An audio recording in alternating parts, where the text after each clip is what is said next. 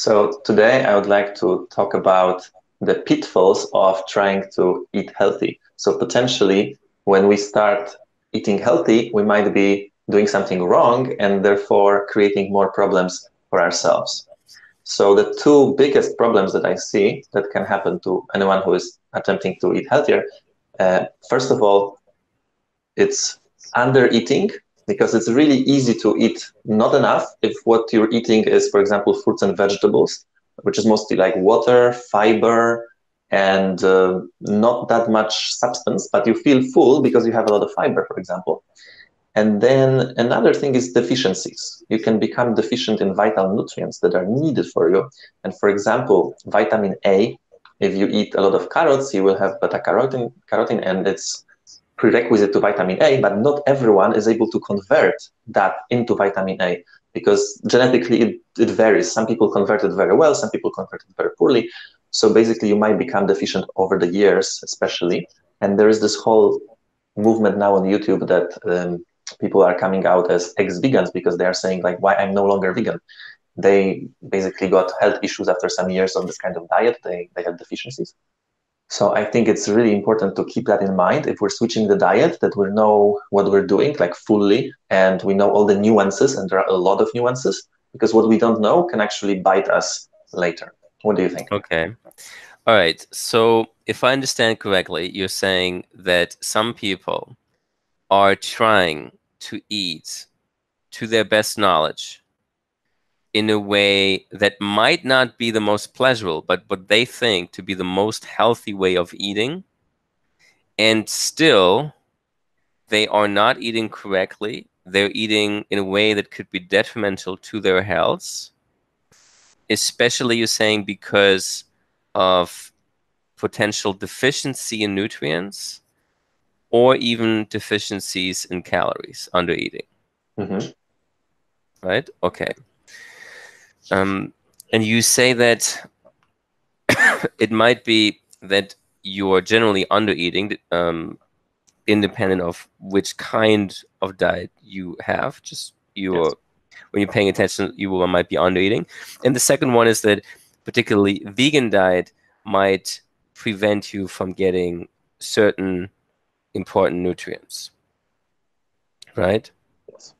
Okay. My question first would be,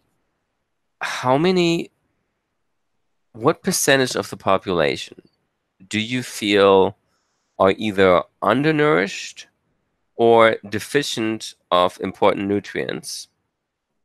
And what percentage of the population do you feel are over nourished or actually have certain things too much?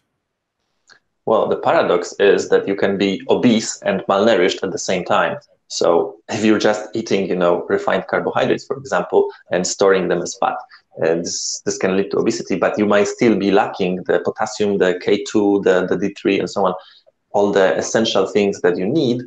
So it's really hard to say, but the more I study this, the more I see that most people actually don't have optimal levels of certain important substances, because the recommended daily intake is basically how much you need so that you are not very deficient. So how much vitamin C do you need not to get scurvy, right?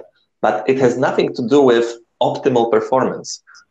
How much would you be getting so that you are the best you that you can be? That's a very different question. So I think that actually most people could improve on that if they ate only the really healthy foods and only the really nutrient dense foods. Then they might feel so much better as a result, because they might be getting higher levels of iron and all those important Mm-hmm. things like omega-3s and so on. Whereas when they eat even enough or even too much, but the wrong things that have empty calories in them, then they might be malnourished still. Okay. From I would see it that in Western society, a large part of the population is overnourished, and that's just in terms of calories. They're consuming far more calories than they should be consuming. And eating less calories and substantially less calories would not be unhealthy. Uh, for and Different from that, as you say, is the question of malnourishment and deficiency in certain nutrients. So, as you say, you can be obese, but you can still have a deficiency in certain nutrients. I would say, however, that for the macronutrients, carbohydrates, fat, and proteins, generally there is no eating too little in none of those macronutrients. I would say that in the micronutrients, vitamins and minerals and enzymes, that there could be some minerals and vitamins we're getting too little because we're eating too much processed food. Now, an interesting question for me is, does it, beyond a certain level, beyond the level established as a minimal guide, does more vitamins and more minerals mean it's better?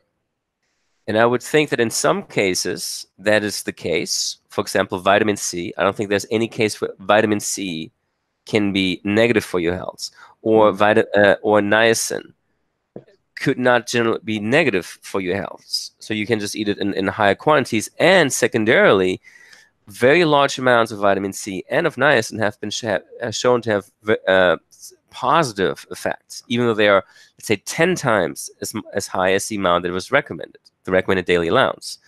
On the other hand, if I look at iron, if I had too much iron, it's dangerous. It's if I have too much vitamin D, it's also bad.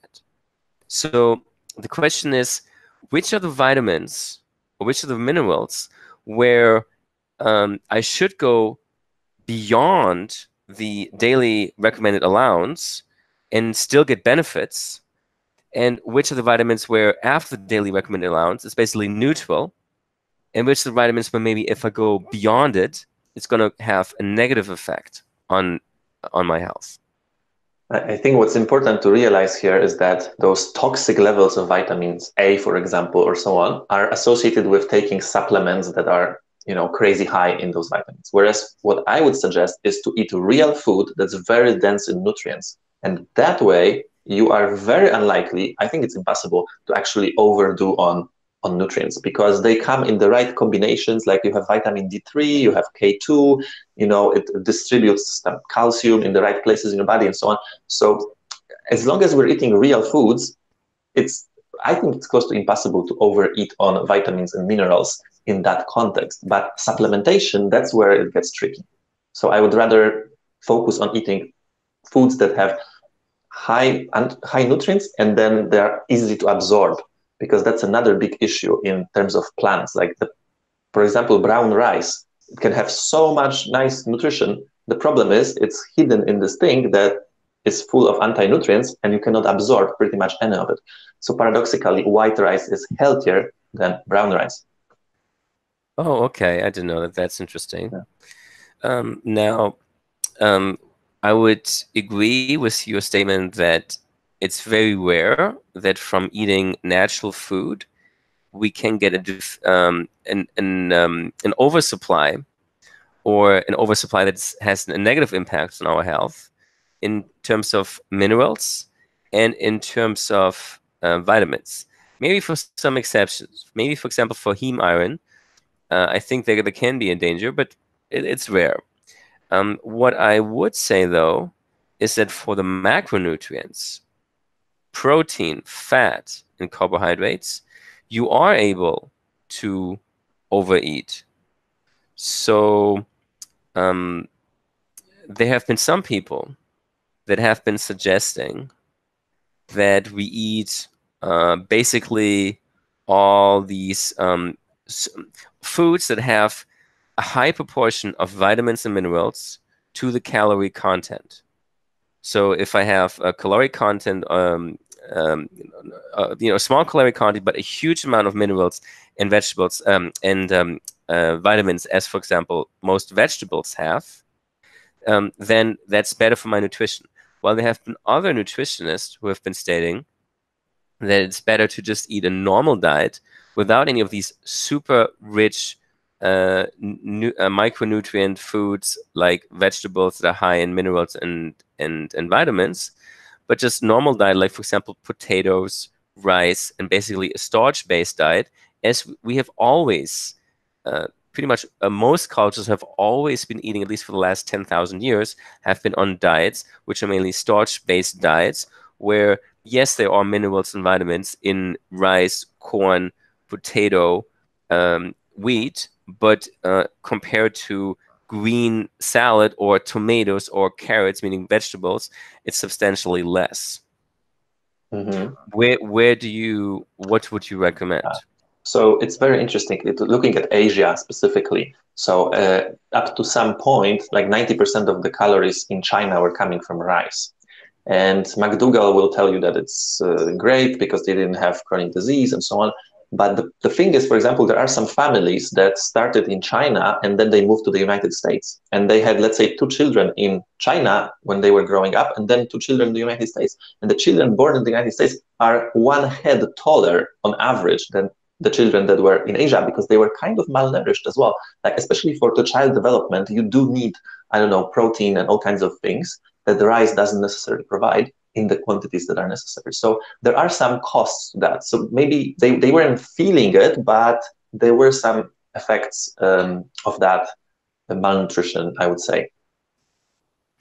Okay, understood. Um, Now, that would mean you're saying having a malnutrition, meaning having a slight malnutrition, meaning by eating, for example, majority rice, might not produce the diseases of Western civilization, like diabetes, like heart disease, high blood pressure, um, and so on. But uh, it might lead to other things, like, for example, just a lower height. Yes. And maybe less energy and maybe a lot of other little things. Like I've noticed about Mm-hmm. myself that when I didn't eat enough calories, I had very little energy, very little motivation, not much drive. The well-being wasn't there as well. Now I started eating like 3,000 calories per day, and I have surges of energy, well-being. Testosterone is high, so it's all correlated.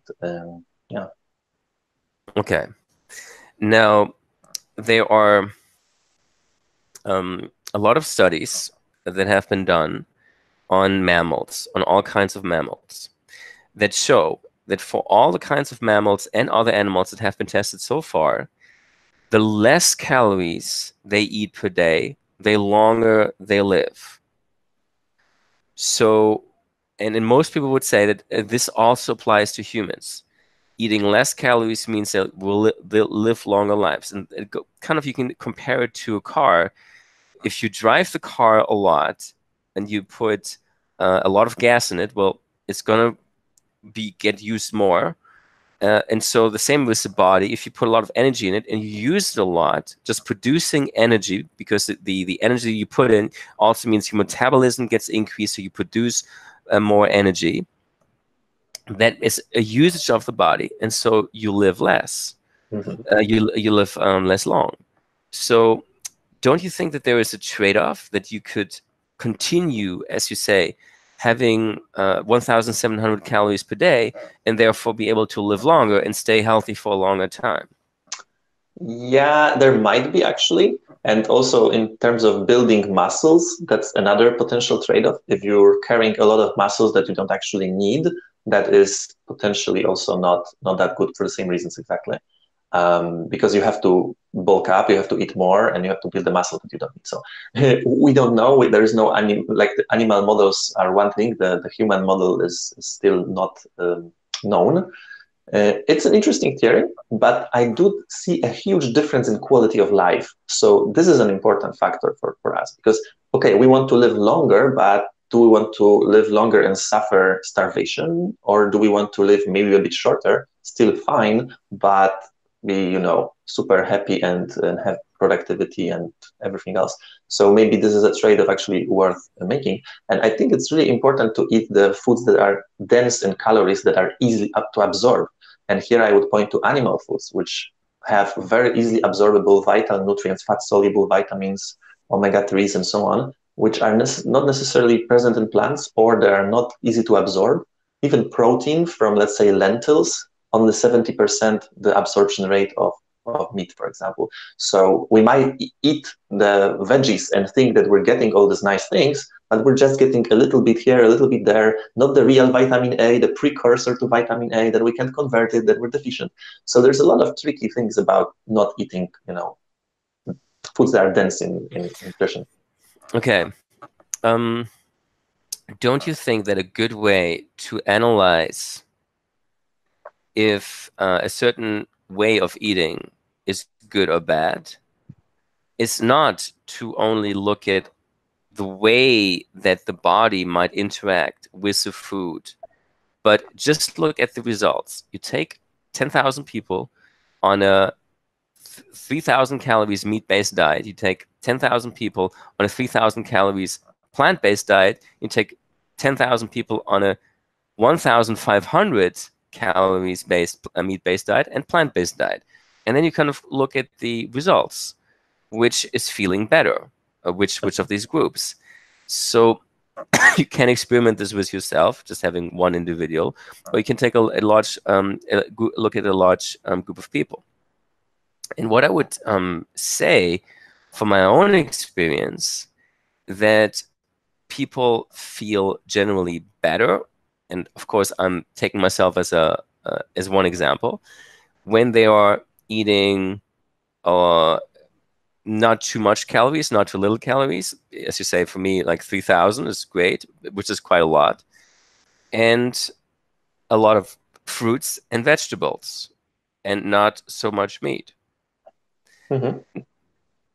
So Okay. would you agree or disagree with that? Because it seems to me that you might be disagreeing with that and say that actually maybe meat-based is better, because I don't feel any deficiency, and I feel great. Yeah, that's very interesting, right? Like it depends. Like if you still have some meat sometimes, you might just be getting enough, for example. But if someone is completely vegan for like 7 years or something, I see it even like with famous vegan YouTubers who made their whole career being vegan on YouTube. Now they're like, oh, I had too many issues. I couldn't cope with them in another way. I started eating animal products. I'm healthy again. Because yeah, it's easy to get deficient in the long run. In the short run, I agree that if you stop eating junk, processed foods and so on, and start eating plants, yay, it's much better, right? But another interesting point is that in blue zones, in like Okinawa Island, right, people eat 70% of their calories from plants, 30% from animal products, which is exactly the same as standard American diet. So the difference is not between animal products and plants, it's more about like the quality of that. Because in America, you will have like 9% of calories coming from soybean oil, and you will have flour and sugar. These are all plant-based things, technically, right? But they're not serving people. And the meat is super processed, and there's a lot of additives to it, and so on.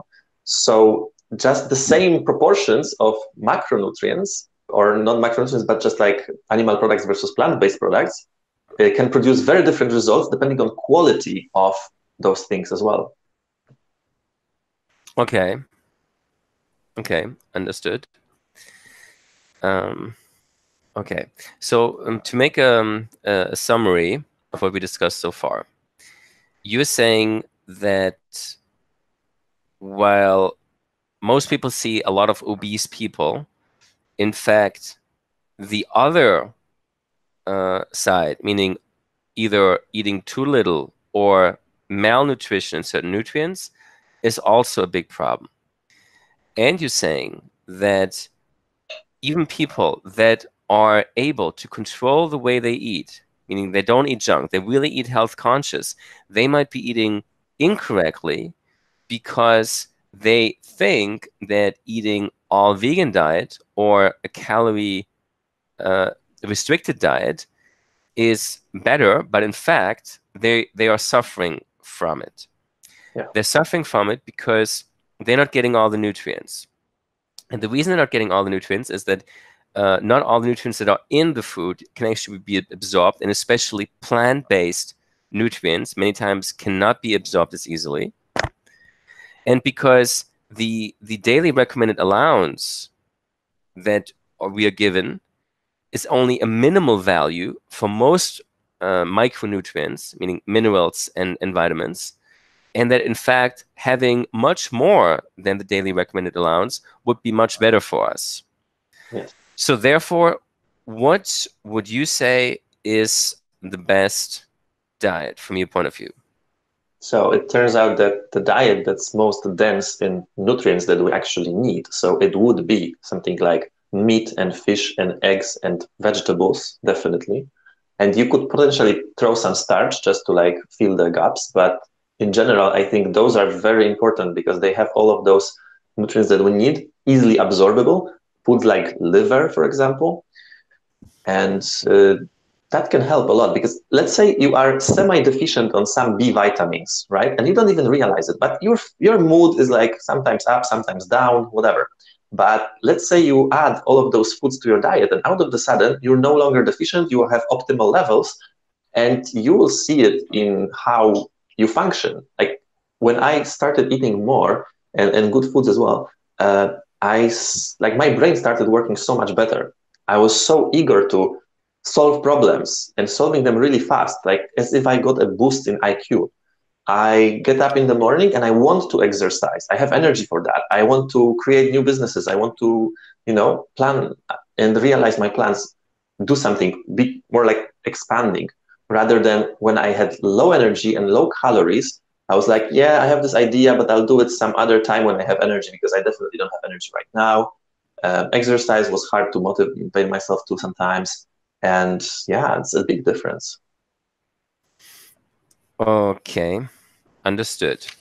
So it seems to me that we have two kinds of nutrients. We have those nutrients where more is generally better, like for example vitamin C, like for example niacin, and we have those nutrients where there is a balance. So too little is bad, but too much is also bad. So for the macronutrients, many times most people would be obese, meaning they have too much of the macronutrients. For the micronutrients, many times people are deficient. Now, they could be deficient because they have less than the daily recommended allowance, or they could be deficient because the daily recommended allowance is actually level, which for many nutrients means it's just far too low. It's just the minimum level not to become sick, but if you have more, you would feel much better. Now, for many nutrients, I see there's a balance. For example, for insulin-like growth factor, it has many positive properties. Like it acts to give you more muscle mass to make children develop and become taller. That's good. On the other hand, it also means that you are more likely to have cancer because it also promotes the cancer cells.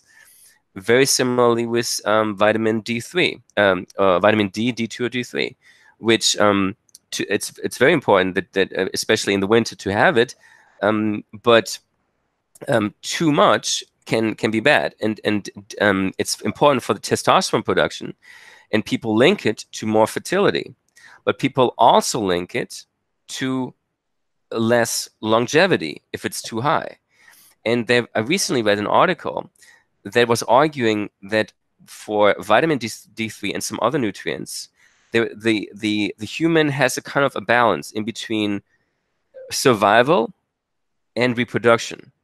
If you want to go on the reproduction side, you can take a lot of nutrients, a lot of calories, you get a high sex drive, a high testosterone, more muscle mass, and you get more fertility, but your survival might be less, meaning you might die at a younger age. So on the other hand, you can put your body into a survival mode where you have no more interest in sex, let's say calorie restriction, or generally carbohydrate restriction, or vitamin D3 restriction. But as you're in a survival mode, you might survive a longer time. And I can see this has several implications. So, for example, even as you say, you want to have a life where you are happier, where you are doing more, where you have more energy, and you might feel stronger emotions. Well, that life, you have to eat a lot of calories. Having a lot of calories might lead to those kinds of things. Hmm. Having calorie restriction might mean you have kind of a less pronounced emotions. Maybe you enjoy your life less, but you're going to live longer. Yeah, that's a brilliant, brilliant point. It's true. It's like that. Yeah. The same thing, for example, like with caffeine, right? Like it's great because it gives you this boost and you feel better immediately, but cortisol levels go up, you sleep worse, and so on. So there is a price to pay for goodies in nature in general. And this balance between procreation and survival that you mentioned is amazing. And it just reminds me of the vegan women that usually become infertile or cannot get pregnant basically for a period of time when they're vegan because exactly like you're saying, they're starving, the body shuts down, reproduction is not possible, they're deficient, they are probably not eating enough. It's really hard to eat 3,000 calories if all your calories would come from just fruits and vegetables. It's like you'd have to eat all the time so much, right?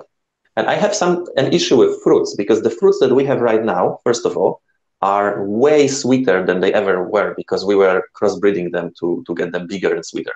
So that's one thing. And the other thing, fruits were available only in like the autumn, not all year around in ridiculously abundant quantities everywhere in the world.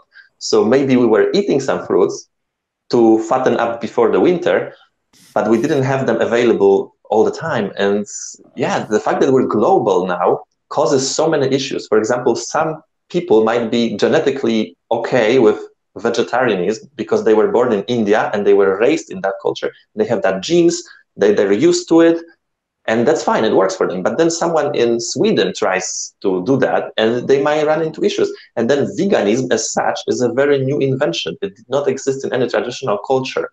And only now that we have supplements with B12 and this and that, it spreads. We have fruits and veggies available all year around. We have YouTube with YouTubers that are vegan. Now it's getting popular because we're also worried about the planet, but it didn't used to be a thing. So we need to be quite careful about that. Okay, I see. Sebastian, if you don't mind, I have one more question to you, which is when we talked about ketonic diet and we talked about the fact that your mind becomes very stable and you get less distracted. And I compared it to my experience when I'm fasting. I've been fasting. Sometimes I've been fasting for periods of 2 weeks without eating anything. And during the time, I felt I had an experience similar to what you described as a ketonic diet, where my mind was very stable. I was not hyperactive, but I also felt emotionally not depressed, but kind of life was less spicy. Life didn't have these ups and downs when I'm fasting. Kind of goes like this, and I feel a bit like less energy, less I guess dopamine, less willingness to do stuff. So my question is, do you experience the same kind of feelings as you have with the calorie restriction diet with the ketonic diet? And if so, would you think that maybe the ketonic diet is not so good because it has these secondary effects, like Well, making your life less enjoyable? the thing with a ketogenic diet is that you have to be very strict for a long period of time to even like go into ketosis. And I lasted like for 5 days or something max at like purely like, eating just the ketogenic kind of foods. So I don't have like this personal experience that much. But what I can tell you is that there must be a difference between fasting when you are actually like dying and the diet that is just like devoid of carbohydrates. So you are well fed, and then, yes, you don't have the ups and downs connected with sugar. You are not hangry. You're not getting annoyed because you haven't eaten. You just like eat your own fat. And that diet is not recommended for people who are as underweight as I was, at least, and I am right now as well a little bit. So I guess you can trust what people who are doing this diet are saying, which they're saying that they're feeling amazing like never before, and they do have that energy, and it's a stable energy. And there are some athletes as well, marathon runners, who basically have energy that doesn't end because they keep on, producing more from the fat. So yeah, I'm not an expert that would have a personal experience that would be extensive in that area. Yeah, but when you were on ketosis, did you feel similar to the way that I described when I'm on a when I'm on a fasting? It's hard for me to say because I was generally low carb, therefore I wasn't getting hungry, therefore I was this, but I wasn't like, I didn't spend enough time in a full ketosis to be able to answer this question truthfully. So I think you would need to take it for like a month, and then you would be sure that you're fully adapted to, because it can take weeks to be fully adapted to ketone bodies instead of glucose and so on. So only then, and first you go through the transition period, which is like a keto flu, which you're feeling weird. You're feeling like you have a flu because your body tries to, produce more and more energy from ketone bodies, less and less from glucose because you're running out of glucose. So only after that period, then you enter that better state. Okay. Okay. All right. So let us see what we can summarize so far. So first of all, we can see that there is, well, in many cases, people have a wrong diet, leading them to obesity in the Western civilization. The other side is also true, that there are some people who actually think they're eating a good diet, but in fact they're eating too little. Or that they are, which probably more common, is that they're eating enough, but they still have a malnutrition in terms of micronutrients. Then we can say that in terms of the nutrients, there are some nutrients, a lot of the micronutrients, where more is better. And we can say that the recommended daily allowance in most of countries is just a minimum not to become sick, but that in fact much more would be better. For example, much higher doses of vitamin C have many positive effects, much higher than the recommended daily allowance. And same thing for niacin and most other vitamins, especially the water-soluble vitamins. There can be negative side effects for certain vitamins and for minerals, but that's only at very high doses, and that generally you would not be able to get from eating just foods, meaning just you can get it from supplements if you're taking too much supplements, but it would be rare to get it just from foods. So we have to be, at least for the micronutrients, like vitamins and minerals, we have to be worried about not getting enough. Don't have to be worried about getting generally too much. Now, there are some nutrients, especially macronutrients, but also some micronutrients, where getting too much can have negative effects. And there's some interesting situations where getting more means certain positive effects, but at the same time, certain other negative effects. And if you want to have an ideal balance for yourself, you need to kind of weigh the positive effects versus the negative effects. So, for example, a lot of people would think the less calories you consume, it would prevent you from some disease, and you might actually live longer. At least for pretty much all the animals, except for humans, it has been shown lower calorie consumptions, longer life. However, lower calorie consumption can lead to a life which you described as, maybe you can just say from your own experience what you experienced. Well, yeah. So you are more likely to be without energy, depressed, having bad mood, waking up without energy, waking up in bad mood, and not be able to sleep too well because you're kind of starving. So yeah. So this is. But I also wanted to ask you if you know about the works of Weston Price. Well, he was a dentist who went to like tribes around the world to see what's the state of the teeth of the people in the tribes of hunter-gatherers. And apparently they have perfect teeth, no need for any orthodontic work, no need for dentists. They don't brush their teeth.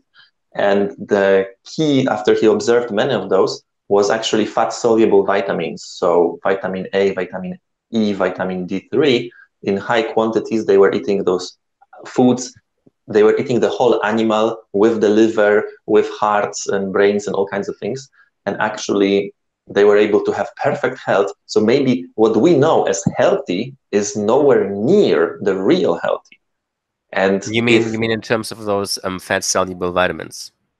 Yeah, and in terms of their impact, even on like how your jaw grows and how your teeth grow, and they really have like perfect teeth, like from Hollywood, and they never brushed them and they didn't do anything. They were just well nourished, really well nourished. And there's actually a book, I think it's called The Dental Diet, that talks about it as well. Quite a recent audiobook on Audible.